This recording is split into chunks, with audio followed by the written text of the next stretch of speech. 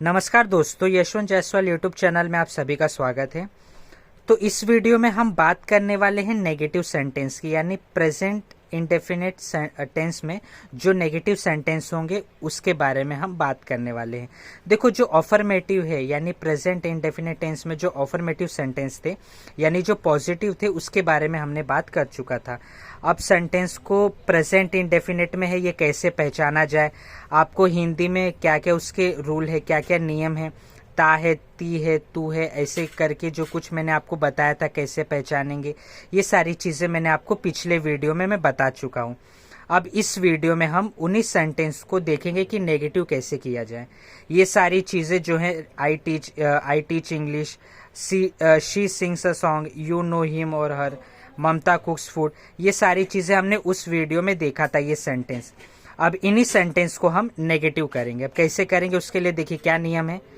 पहला तो है सब्जेक्ट होगा, उसके बाद प्लस क्या आएगा, हेल्पिंग वर्ब। हेल्पिंग वर्ब में क्या आएगा, डू या डज। देखिए प्रेजेंट इंडेफिनिट टेंस में डू या डज हेल्पिंग वर्ब आता है। अगर आप वो वीडियो में देखेंगे तो वहां पर आपको कोई भी हेल्पिंग वर्ब नहीं दिखेगा। अगर आप देखेंगे तो उस वीडियो में आप जरूर देखना, यही मैंने सब सेंटेंस लिए थे। यहाँ पर अगर आप देखेंगे तो यहाँ पे कहीं भी आपको हेल्पिंग वर्ब नहीं दिख रहा है, सिर्फ आपको क्या दिख रहा है, सब्जेक्ट दिख रहा है, उसके बाद वर्ब दिख रहा है और उसके बाद आपको ऑब्जेक्ट दिख रहा है। ये सारी चीजें आपको दिखेगी और यही जो सेंटेंस है ये पॉजिटिव सेंटेंस यानी अफर्मेटिव सेंटेंस में मैंने आपको बताया था।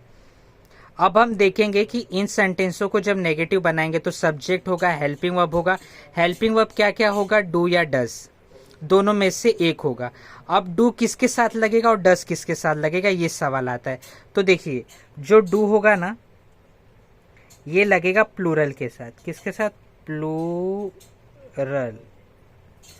किसके साथ लगेगा, ये प्लूरल के साथ यानी बहुवचन के साथ, जो कि एक से ज्यादा होंगे तो उनके साथ लगेगा यानी प्लूरल, बहुवचन।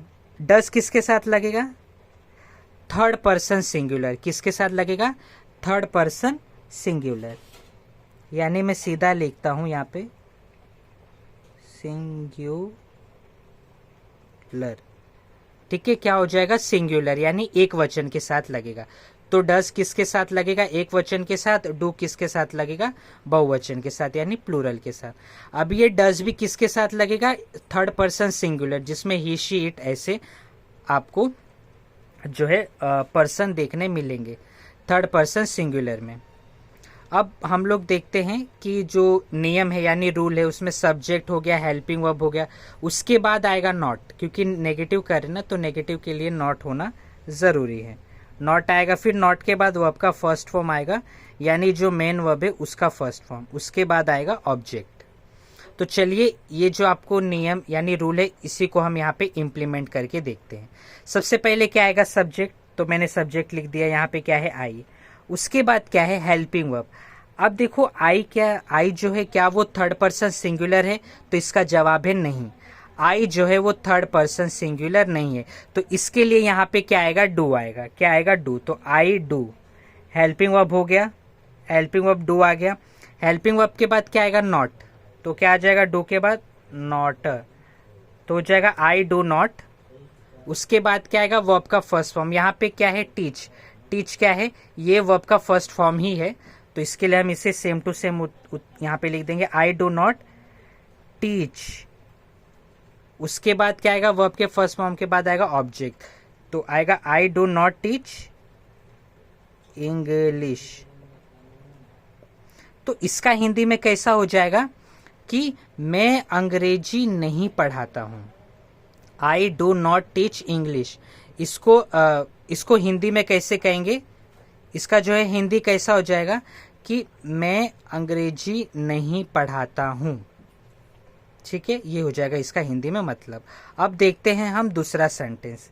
दूसरा क्या है, अब यहाँ पे भी वही सेम जो है फॉर्मूला लगेगा यानी जो नियम है लगेगा। क्या लगेगा, पहला तो सब्जेक्ट। सब्जेक्ट क्या है, शी, हाँ या ना। अब ये जो शी है, ये शी क्या है, देखो अब इसके बाद सब्जेक्ट के बाद क्या आता है, helping verb. Helping verb do या डज में से लगेगा। अब शी क्या है, थर्ड पर्सन सिंगुलर है या नहीं, तो इसका जवाब है हाँ, वो थर्ड पर्सन सिंगुलर है। तो इसके लिए शी के बाद क्या आ जाएगा, डज। तो क्या आ जाएगा, शी डज, शी डज, उसके बाद आ जाएगा नॉट, शी डज नॉट। अब क्या है, वर्ब का फर्स्ट फॉर्म बोला है। अब देखो यहाँ पे वर्ब क्या है, सिंग, तो सिंग में एस लगा था, लेकिन यहाँ पे वर्ब का फर्स्ट फॉर्म सिर्फ लगाने बोला है, तो क्या आएगा, शी डज नॉट सिंग। यहाँ पे आ जाएगा सिर्फ सिंग आ जाएगा, क्योंकि यहाँ पे आपको एस या ईएस नहीं लगाना है। जब आप नेगेटिव बनाओगे तो नेगेटिव सेंटेंस बनाते वक्त आपको ध्यान रखना है कि एस या ईएस का प्रयोग यानी उपयोग नहीं किया जाएगा। ठीक है, तो क्या आ जाएगा, she does not sing, object क्या हो गया, अ सॉन्ग, तो she does not sing a song. यानी अब इसे हिंदी में कैसे कहेंगे कि वह गाना नहीं गाती है। क्या हो जाएगा, वह गाना नहीं गाती है। सेकंड वाले का हिंदी में मतलब हो जाएगा। अब हम देखते हैं थर्ड वाला। थर्ड वाला क्या है, यू नो हिम और हर। अब सेम आपको क्या करना है, पहले सब्जेक्ट आएगा, तो सब्जेक्ट क्या हो गया, you, Y O U, you. क्या यू, अब इसके देखो यू के बाद क्या लगेगा, हेल्पिंग वर्ब। अब हेल्पिंग वर्ब कैसे लगेगा, देखो यहां पर ये जो यू है सब्जेक्ट, क्या ये सिंगुलर है, थर्ड पर्सन सिंगुलर है, तो इसका जवाब है नहीं। अगर वो थर्ड पर्सन सिंगुलर नहीं है तो वहां पे क्या लगेगा, यानी वो प्लूरल है। प्लूरल है तो क्या लगेगा, डू लगेगा। सही बात है, तो देखो यहाँ पे लगा दिया यू डू, उसके बाद क्या आएगा, नॉट, यू डू नॉट। अब वर्ब का फर्स्ट फॉर्म आएगा, तो यहाँ पे जो नो है वो क्या है, वर्ब का फर्स्ट फॉर्म ही है, तो हम क्या करेंगे, उसे सेम टू सेम लिख देंगे, you do not know. Object क्या हो जाएगा, हिम और हर, हिम या फिर हर। देखो ये डिपेंड क्या करता है, हिम और हर किस पे डिपेंड करता है, वो लड़का है या लड़की। अगर लड़का है तो हिम लगेगा, और अगर लड़की है तो हर लगेगा। तो क्या है, you do not know him और हर, तो इसका हिंदी कैसे बनेगा कि तुम उसे नहीं जानते हो, तुम उसे नहीं जानते हो। यह नेगेटिव सेंटेंस का हिंदी में मतलब हो जाएगा। अब देखते हैं फोर्थ वाला। फोर्थ वाला क्या है, फोर्थ वाला जो है, ममता कुक्स फूड। अब सबसे पहले सब्जेक्ट देखेंगे, तो ममता, यहाँ पे सब्जेक्ट क्या हो गई, ममता, MAMTA, ममता। अब जो है ममता एक क्या है, लड़की का नाम है, और मैंने आपको बताया था कि थर्ड पर्सन सिंगुलर में लड़के के लिए ही लगता है, लड़की के लिए शी लगता है, और जो इट है वो निर्जीव यानी नॉन लिविंग थिंग के लिए लगता है। तो यहाँ पर जो ममता है वो क्या है, एक नाउन है यानी एक सब्जेक्ट है, लेकिन कौन सी सब्जेक्ट है, थर्ड पर्सन सिंगुलर सब्जेक्ट यानी एक वचन है। वो ममता जो है एक वचन है, क्योंकि वहां पे खाली एक लड़की है। तो यहाँ पे क्या हो जाएगा, यहाँ पे आपको क्या आ जाएगा, डज। हेल्पिंग वर्ब में क्या आ जाएगा, डज। तो ममता डज, उसके बाद क्या आ जाएगा, डज के बाद नॉट, ममता डज नॉट। क्या आ जाएगा ये, ममता डज नॉट। वर्ब का फर्स्ट फॉर्म क्या आ जाएगा, कुक। वर्ब का जो फर्स्ट फॉर्म है वो आ जाएगा कुक। तो ममता डज नॉट कुक, क्या आ जाएगा उसके बाद, ऑब्जेक्ट। ऑब्जेक्ट क्या आ जाएगा आपका, food. Mamata does not cook food. तो समझ में आ गया आप लोग को कि कैसे बनेगा नियम के हिसाब से। पहले सब्जेक्ट आया, फिर हेल्पिंग वर्ब आया, फिर नॉट आया, फिर वर्ब का फर्स्ट फॉर्म, फिर आया ऑब्जेक्ट।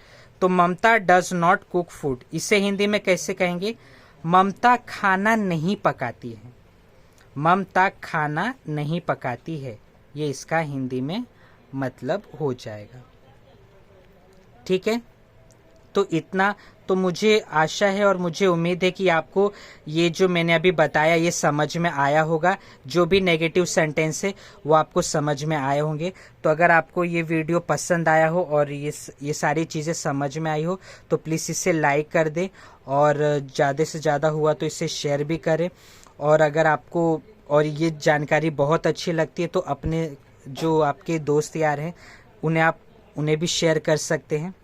ठीक है, तो चलिए मिलते हैं आगे नए वीडियो में। उस वीडियो में मैं आपको इंटरोगेटिव के बारे में बताऊंगा, यानी अगर कोई सवाल पूछता है यानी कोई क्वेश्चन पूछता है तो उस समय कैसे क्या सेंटेंस बनते हैं, वो जो चीज़ें हैं वो मैं आपको बताऊंगा अगले वीडियो में। चलिए तब तक के लिए धन्यवाद, जय हिंद।